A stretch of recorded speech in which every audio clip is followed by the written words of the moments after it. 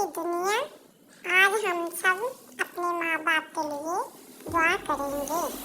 बिस्मिल्लाहिर्रहमानिर्रहीम।